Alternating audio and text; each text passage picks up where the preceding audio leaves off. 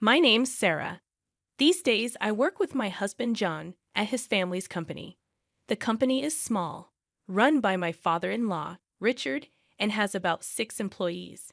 Richard mostly lets us handle things, and John, who will take over as president, works really hard. He's always looking for new clients and projects to help the company grow. When there's a big project, everyone pitches in, and the office feels lively and fun. I've been here for 10 years, ever since I married John. One day, when I got home early to cook dinner, John was still at work. My mother-in-law, Nancy, who used to work at the company before John and I got married, seemed bothered. She'd been looking forward to retirement, but lately, she'd been picking on me more often. "Sarah, how long do you plan to stick around our family business?" she asked sharply. Confused, I asked her what she meant. She implied that I only married John because I couldn't find a job elsewhere, and now I was taking advantage of working for the family. Feeling frustrated, I explained that I chose to work here and wasn't forced into it. But Nancy didn't seem to believe me. She thought she knew everything about me and walked away without listening. But my issues with my mother-in-law weren't just about her words. When she quit her job to take care of the household, she didn't do anything. Even though my father-in-law asked her to help out with housework since she was home all day, she refused, saying, "I've worked all my life. Now it's the daughter-in-law's turn to do the housework." So it usually fell on me to prepare dinner. Nancy did whatever she wanted for lunch, but she never cleaned up afterward. Every day, when I got back from errands, I find a pile of dirty dishes waiting for me, which was frustrating and tiring. One sunny afternoon, I mustered up the courage to talk to Nancy about this. "Nancy," I said hesitantly, "I've noticed the dishes are often left in the sink. It would really help if you could clean up after your meals. It's just a small request, but it would mean a lot to me." Her response wasn't understanding at all. Her eyes flashed with anger, and she snapped, "Are you trying to give me orders in my own house? You're just a daughter-in-law. How dare you dictate what I should do?" Her words stung, reminding me of the delicate balance in our family dynamics. "I wish Jessica were here instead of you," she continued bitterly. "She's far more considerate and understanding than you could ever be." Jessica, my sister-in-law, was ambitious and spirited. Even though we didn't spend much time together, I admired her dedication. She had missed our wedding because of a hangover, but she was making a name for herself in Manhattan, working hard in fashion design. Trying to change the subject, I mentioned Jessica's achievements, hoping to ease the tension. However, Nancy's views on Manhattan were far from favorable. She saw it as a cold and impersonal city, not suitable for someone as warm-hearted as Jessica. Then she turned her attention to me, realizing that I was from Manhattan. In her mind, it all made sense. My supposed aloof manner toward her. Caught in this exhausting exchange, I realized that if I didn't start preparing dinner soon, we'd be eating much later than usual. Despite battling my own frustrations, I managed to keep a composed exterior. "Mom, let's continue this conversation later. I need to focus on getting dinner ready, or we'll be eating quite late tonight," I said with a hint of reluctance. Finally, Nancy retreated to the living room, leaving me alone with my thoughts and the clatter of cooking utensils. Richard and John were both aware of Nancy's mistreatment towards me as a daughter-in-law, and they tried to intervene whenever they saw it happening. But their efforts seemed to have little effect. Every time they confronted the situation, their faces showed concern and frustration, a testament to their desire to create harmony in our family dynamics. Ironically, whenever Richard and John scolded Nancy for her behavior, she redirected her anger towards me, becoming even more hostile and sharp with her words. Her usually kind and gentle face twisted with disdain, and her tone cut deeper than before. Though I had never been subjected to physical violence, the emotional toll of Nancy's words was significant. Richard and John's support had been my solace, allowing me to somewhat ignore Nancy's harsh words. But then one morning, something unimaginable happened. Just after I finished cleaning up from breakfast and was preparing to leave for work, in the midst of the morning rush, Nancy suddenly exclaimed. "Oh my, what a mess they've made here!" Nancy exclaimed suddenly, without warning, as she doused my handbag with a bucket of water. I was stunned, a mixture of shock and anger rendering me speechless. "What are you doing, Nancy?" I managed to stutter out, my voice trembling with disbelief. Nancy's response was flippant, her tone resembling that of a mischievous child. "Oh, was that your stuff? I thought it was just a big piece of trash," she said casually. Her casual dismissal of the situation infuriated me. Even if you thought it was trash, who pours water on it? What kind of mindset is that? And now the carpet is all wet. What about the vacuum cleaner? I exclaimed, my words a jumble of anger and confusion, as I frantically emptied the water-soaked contents of my bag, including documents I needed for work, onto the table. Nancy responded nonchalantly, her face calm, showing no signs of remorse or concern for my distress. "Because you don't need to go to work anymore," she stated matter-of-factly. Baffled, I sat opposite Nancy in the living room bathed in the morning light. Her expression was colder, more resolute than usual, as if she had made a decision that would change everything. "Excuse me," I responded, laden with confusion and surprise. "You've been clinging to this house for 10 years, but finally I can get rid of you," Nancy declared, her words piercing my heart with their anger and determination. My mind reeled, and my heart filled with sorrow. "Getting rid of me?" I questioned, disbelief in my voice. Her words made me feel like an outsider in this family. "Actually, my daughter is joining the company, so we need you to leave. Today's your last day," she continued, her mocking laughter further wounding me. She was using my position at work to force me out. I had dedicated years to that job, building respect and memories. I was dumbfounded, feeling like my sacrifices meant nothing to her. It appalled me, not just that she acted this way, but that after 10 years of dedication, she could ask me to leave in place of her daughter. It felt like my decade of effort was being rendered worthless. I thought to myself, "Are you sure about this? Wasn't Jessica working in a clothing store in Manhattan?" I questioned, reflecting my confusion and apprehension.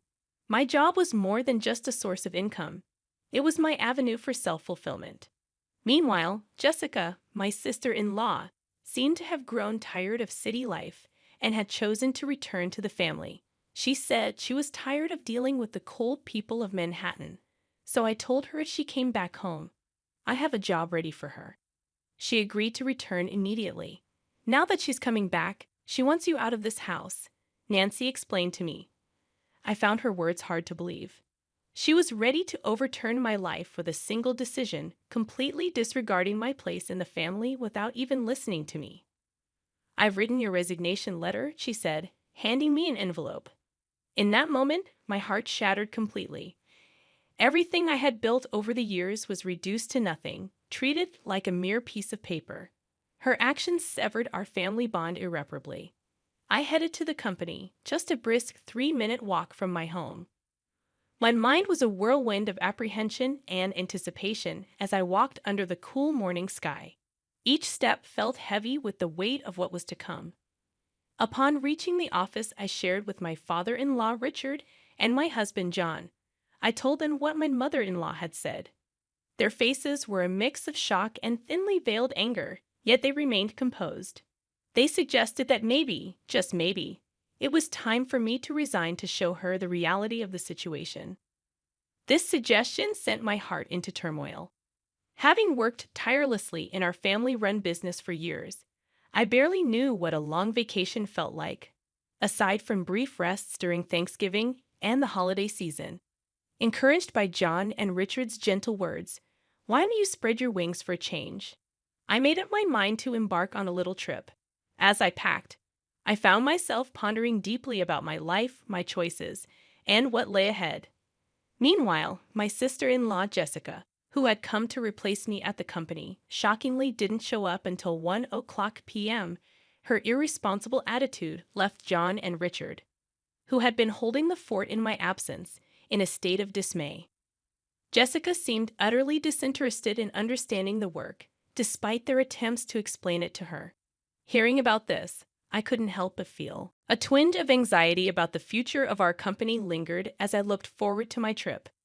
Departing without encountering my mother-in-law, I swiftly set off. During the journey, as I enjoyed the view outside the train, I reflected on my life, the past, the present, and what was yet to come. Relishing the local seafood delicacies, I contemplated deeply about myself, my family, and our business. However, the tranquility of my fourth day was shattered when Jessica called me in tears.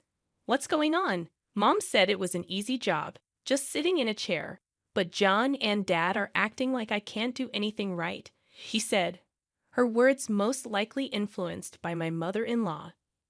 Even as I enjoyed my leisure, I realized it was time to address the situation. "So, Jessica, how proficient are you with computers?" I asked hesitantly. Her response indicated her limited skill in a professional setting, mainly focused on watching videos and playing games online. Considering her background in the apparel industry, I asked further about her experience with tasks like managing sales data in Excel or recording customer information in Word. She seemed puzzled, indicating her lack of familiarity with such tools. Digging deeper into her technical experience, I asked about image editing, video editing, or audio editing software. Her bewildered response suggested she had little to no experience with these tools. However, when asked about handling calculations for sales or filling in documents, she confidently stated that she could do that. This conversation shed light on Jessica's capabilities, highlighting areas where she might need additional training or support to adapt to her new role in our company. However, when probed further with, "Can you calculate tax too, right?" her confidence waned as she responded uncertainly. This question was a test of her mathematical skills and ability to apply them in a business context. While Jessica might have other skills, it was apparent she felt insecure about the required skill set for the job.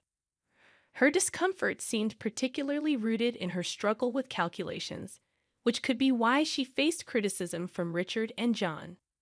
First and foremost, it was necessary to give my mother-in-law and her cohort, who tried to oust me, a taste of their own medicine. "Since you're taking over my job, I expect you to handle the accounting tasks efficiently. Be mindful of email etiquette." A casual tone suitable for friends is utterly inappropriate for business communication. Also, you'll be responsible for scheduling the staff shifts. Though our team is small, everyone's requests for time off are carefully considered, so make sure not to prioritize your own convenience over theirs. As I continued to list down my demands, I could hear her sobbing on the other end of the line. "But I was told I wouldn't have to do anything. Why are there so many tasks? I didn't come back home for this," she exclaimed, abruptly ending the call. In the following 3 days, I decided to enjoy sightseeing in Manhattan, where Jessica had fled from. My experience taught me that not everyone in Manhattan is cold-hearted. In fact, it seemed rarer to find people as cold-hearted as my mother-in-law and Jessica, who had conspired to drive me away. A week after leaving my job, I returned to my in-laws' house. Upon my arrival, Nancy, with her face flushed red, confronted me with a burst of anger. How dare you make my daughter cry? You won't get away with this," she exclaimed furiously, her eyes brimming with anger and misunderstanding. She made a move to grab me, but John and Richard quickly intervened. They tried to calm her down, but her anger seemed far from subsiding. John sighed deeply before speaking. "Jessica is crying because she was scolded for trying to boss around her employees, despite her inability to do anything right. It's not Sarah's fault. Besides, Sarah hasn't been here for a week, so there's no way she could have upset Jessica, Mother. You really need to stop these baseless accusations." John's voice was calm yet carried a weight, trying to convey the facts and clear the misunderstanding. "But it's because of her. This woman is the reason for Jessica's suffering," Nancy retorted emotionally, directing her suspicions towards me. Her words lacked any foundation of truth. "Where is Jessica, by the way?" I asked, looking around the living room, but Jessica was nowhere to be seen. Her absence added more mystery to the already puzzling situation. "Jessica's locked herself in her room. She's been crying and saying she doesn't want to go to work anymore, John explained. It seemed like Jessica had run away from learning the job well. It was understandable that she would find it challenging, considering she lacked the skills to fill in for me.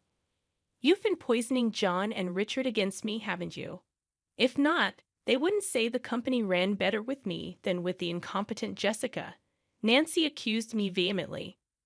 Her words were filled with long-standing misunderstandings and prejudices, leaving me utterly perplexed. She seemed to have always viewed me as an adversary, her words reflecting years of misconceptions. John let out a heavy sigh, his face showing weariness and frustration with the tangled web of emotions in this family. He had tried repeatedly to resolve the misunderstandings among family members, but his efforts seemed far from fruitful. Mom, I know it might sound a bit odd coming from me, but Sarah is truly exceptional at her work. She has a certification in bookkeeping, and her secretarial skills are top-notch. Moreover, she has studied Spanish and even has experience studying abroad. When it comes to dealing with multiple languages at our company, Sarah is the one who handles everything, John explained with a sense of pride, and his mother, Nancy, looked utterly surprised. Nancy had assumed that I quit my job as soon as I joined the family, so she had no idea about my contributions and achievements at work. That sounds like something straight out of a TV drama. Actually, back in college, I was so focused on getting various certifications. I immersed myself in my studies to the point where I hardly participated in clubs or had time for a romantic relationship. It was during this phase of my life that I met John, who visited my company for business. I inadvertently found myself sharing the story of how John and I first met. However, I realized that this wasn't what Nancy wanted to hear. I steered the conversation back to the original topic. In a nutshell, I was entrusted with a wide array of responsibilities at the company, from handling accounting tasks to schedule coordination, liaising with other companies, and managing employee shifts. There were numerous tasks under my purview. Thanks to that, I was able to focus on reaching out to other companies for business deals. The work environment became much more comfortable compared to the times when you were around. Mom, John added, leaving Nancy with her mouth agape in amazement. Just then, Richard, John's father, chimed in with a comment that took me by surprise. We're going to shut down that company soon. Actually, Jessica made a big blunder. Despite being asked to prepare some documents, she decided to handle phone calls because it seemed more fun doing so. While John and I were away, she ended up behaving rudely to the person in charge from Company A. Of course, I got a call to confirm this. Hearing this, I was so shocked that I instinctively covered my mouth with my hand. I can't believe Jessica would do something like that, I murmured, filled with disbelief. The thought that Jessica's actions might lead to the downfall of our company flashed through my mind, filling me with dread. However, as I wallowed in these anxious thoughts, the story took an unexpected turn. When I explained the situation, they suggested it might be time to end the family business. We had mentioned this to you before, right? About being absorbed by another company, John's father said. Then, the president of Company A stepped forward, saying he was interested if Sarah and I were involved. This was an unexpected yet long-hoped-for development. With a family-run business, there are limitations, and it's uncertain whether we could consistently acquire stable customers. That's why John had always been working hard in sales, trying to secure new clients. Being absorbed by a larger company could mean securing a steady customer base. The once uncertain future suddenly seemed to hold a glimmer of hope. However, this news brought relief only to me, John, and his father. John's mother suddenly opposed the idea, saying, "That's not acceptable. John must become the president. This company is ours, isn't it?" I was taken aback by this sudden change in the situation. It seemed that more than a stable future, Nancy was concerned about maintaining the status of being part of a company president's family. And you're telling me he's not going to be the president anymore? Absolutely not acceptable, exclaimed Nancy passionately. This commotion piqued the interest of Jessica, who was upstairs in her room, leading her to come down to the living room to see what was happening. In response to the chaos started by Nancy, Richard spoke up with a calm but final statement. I am divorcing you. So either way, you will no longer be part of this executive family. Not only have you not changed your attitude towards my wife, but you also neglect household chores. To top it off, you spend your days out with young men instead of being home. I have no intention of supporting such a wife any longer. This was news to both me and John. We were so shocked that we could only stare at Sarah's father-in-law with wide eyes. It seemed he had planned to discuss divorce from the beginning as he took out divorce papers and a photo of Nancy with a young man from the living room shelf, placing them on the table. If you sign the divorce papers now and leave with your belongings, I won't demand alimony. I know getting any money from you would be futile anyway. Futile. Divorce? How can you say that? Haven't I devoted myself to this house all these years? Nancy exclaimed in disbelief. Have you done any proper housework in these last 10 years? Have you ever helped with the business? Does spending someone else's money on young men count as devotion to the house? It was the first time we saw Sarah's usually mild-mannered and reserved father-in-law this angry. Seeing this, Jessica, who had come down to the living room, was visibly trembling from the shock. Jessica, you're part of this too. You came back home because you couldn't make it in Manhattan, and now you can't find a job but still act all high and mighty. In the end, you stopped working entirely. Whose escapism did you inherit? It's time for you to leave this house, he continued. Next, we saw Jessica's shock and resistance. She believed she was an important member of the family, but the reality was different. Wait a minute, Dad. Mom might be at a lost cause, but I'm your precious daughter. Right? The family conflict deepened as Jessica voiced her concerns. Jessica asserts her place, revealing her betrayal towards her mother. Jessica, are you betraying Mom now? Nancy was astounded, feeling betrayed by her daughter at the last moment. However, as the two started to create a commotion, Richard sternly silenced them with a shout. If I just kick you out, it'll cause trouble for everyone. So I've asked an acquaintance to take you in. They'll be here soon to pick you up. Get your minimum belongings ready. Left with no choice but to obey, Nancy begins packing her belongings with Jessica. After writing the divorce notice, an acquaintance of Richard's arrived to take Nancy and Jessica away. The person who came to pick them up was running a factory with dormitories, and it seemed they would be working there. John, Richard, and I talked to the employees about the company being absorbed and prepared for the busy days ahead for our future. Finally, I found out I was pregnant at that time. When I told the president of Company A, he was delighted and promised to send someone to replace me, which was a huge relief. Currently, John and Richard are working even harder for the sake of our upcoming child.